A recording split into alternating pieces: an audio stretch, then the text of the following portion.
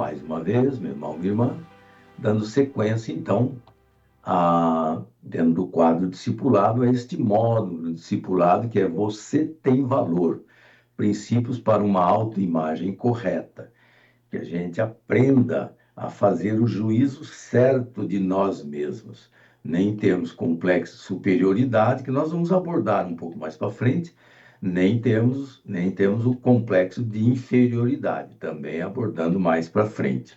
É importante que a gente tenha uma autoestima equilibrada, não exagerada para cima ou exagerada para baixo, nada disso. Com isso, a gente centra isso e acaba tendo uma imagem de nós mesmos como joia preciosa na mão do Senhor, como obra-prima do Senhor e nada desfocado.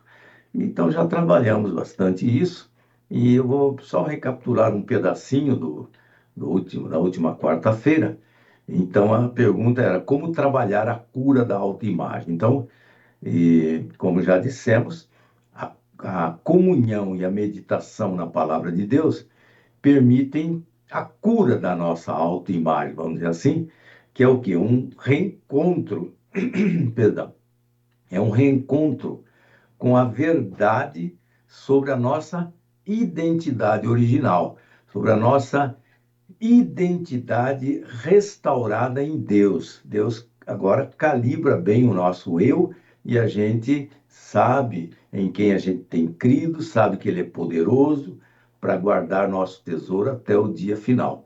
Com isso, a gente superou aquelas bases frágeis, os percalços das nossas vidas, nossas confusões mentais, nossos medos, nossas dúvidas em geral, né? Aquela voz destrutiva dos outros zumbindo no nosso ouvido, né?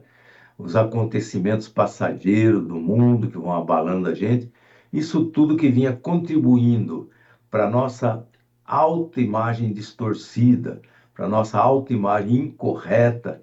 Então, com a comunhão e a meditação na palavra de Deus, houve e pode haver na sua vida também, meu irmão, minha irmã, pode haver a restauração para que eu e você possamos transformar nossa vida e que a gente passe a ter uma autoimagem correta, uma visão correta de quem nós somos realmente, obra preciosa do Criador, não é isso? Desse Deus maravilhoso que só quer o nosso bem. Amém?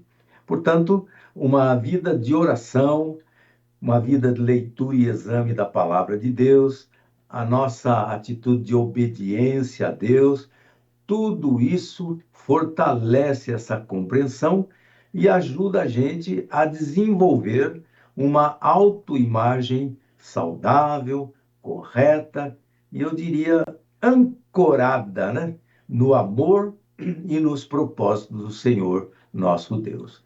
Isso aí foi uma recapitulação da última quarta. Então, eu quero dizer que, e é fato, é um privilégio eu e você sermos chamados filhos de Deus. João 1,12 diz o quê?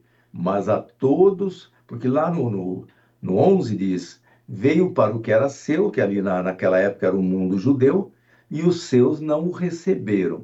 E aí o 12 diz, mas a todos quantos o receberam, deu-lhes o poder de serem feitos filhos de Deus, a saber, aos que creem no seu nome.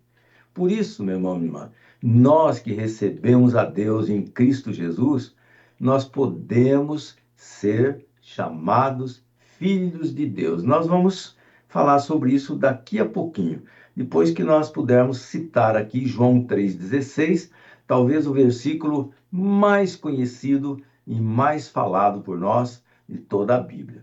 João 3,16, porque Deus amou o mundo de tal maneira que deu o seu Filho unigênito, para que todo aquele que nele crer não pereça, mas tenha a vida eterna. Agora sim, vamos falar do que eu prometi há uns 3 segundos.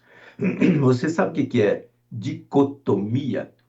Seria assim uma divisão em dois extremos, ou aquilo, ou pau ou pedra, ou 8 ou 80, ou dia ou noite, não é isso?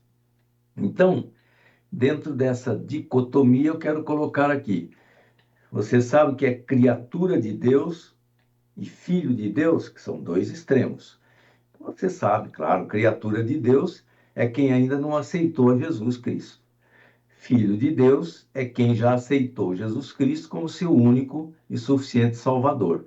E nós vamos então discorrer um pouco sobre isso, porque esse fundamento é material importantíssimo para a cura e libertação das nossas vidas, para que a gente deixe de ter essa autoimagem distorcida de nós mesmos, né? Que a gente faça um mau juízo da nossa própria pessoa. Ah, não sou ninguém, se for de inferioridade. Ah, eu sou o rei da cocada, se for de superioridade. Nada disso.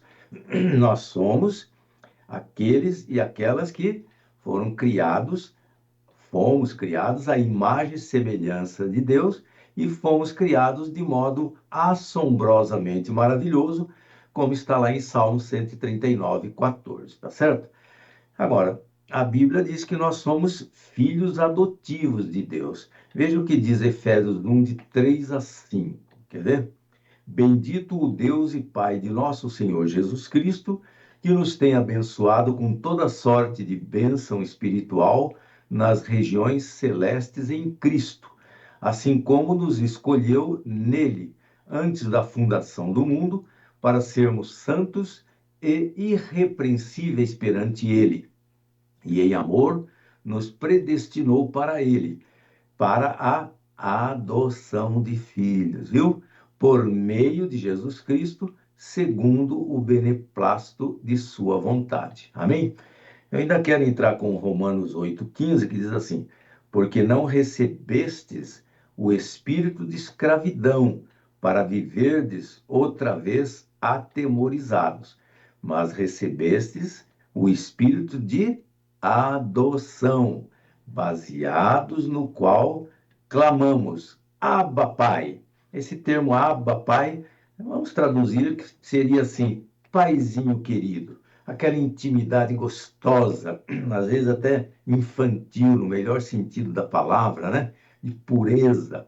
Abba, Pai, paizinho querido, né? Então, falamos então que somos filhos adotivos, porque somente Jesus, né, é o Filho unigênito de Deus, que seria o único gerado, né? E nós só vamos nos tornar filhos, como eu já disse, se aceitarmos Jesus como o único e suficiente Salvador. Amém? Ouça de novo o que nós já vimos aqui em João, quando foi dito em João 1,11. Veio para o que era seu e os seus não o receberam. E João 1,12, eu quero repetir, diz assim: mas a todos quantos o receberam, deu-lhes o poder de serem feitos filhos de Deus, a saber, aos que creem no seu nome. Amém? Então, antes de Jesus, o ser humano estava em pecado, né? Isso, Jesus vem o quê? Para acabar definitivamente com o pecado, para resgatar a mim, para resgatar a você, meu irmão, minha irmã, porque nós, podemos dizer assim, nós havíamos sido roubados pelo mal, né? Fazíamos coisas que não prestavam, né? É, Romanos 8, de 5 a 11, eu creio que só vai dar tempo da gente ver esse versículo. Romanos 8, de 5 a 11 diz: porque os que se inclinam para a carne cogitam das coisas da carne, mas os que se inclinam para o Espírito, Espírito Santo, né? Das coisas do Espírito é que eles vão cogitar, tá certo? Porque o pendor da carne dá para a morte, mas o pendor do Espírito dá para a vida e para a paz. Por isso, o pendor da carne é inimizade contra Deus, pois não está sujeito à lei de Deus, nem mesmo pode estar. Portanto, os que estão na carne não podem agradar a Deus. Vós, porém, não estáis na carne, mas no Espírito, com letra maiúscula, se de fato o Espírito de Deus, o Espírito Santo, habita em vós. E se alguém não tem o Espírito de Cristo, esse tal não é dele, não é de Cristo. Se, porém, Cristo está em vós, o corpo, na verdade, está morto por causa do pecado, mas o Espírito, nosso Espírito, é vida por causa da justiça. Se habita em vós o Espírito daquele que ressuscitou a Jesus dentre os mortos, o Espírito de Deus, né? Esse mesmo que ressuscitou a Jesus dentre os mortos, vivificará também o vosso corpo mortal. Amém? E continua o texto, por meio do seu Espírito que em vós habita. Tá certo? Eu vou terminar só com esta frase, depois eu repito na próxima semana, Deus querendo. Quanto mais a gente se aproxima das coisas da carne, menos a gente sente falta das coisas do espírito. Agora, quanto menos a gente se aproxima das coisas da carne, mais a gente sente falta das coisas espirituais, das coisas do espírito. Fico com isso. Deus abençoe você. Um cântico de Natal, depois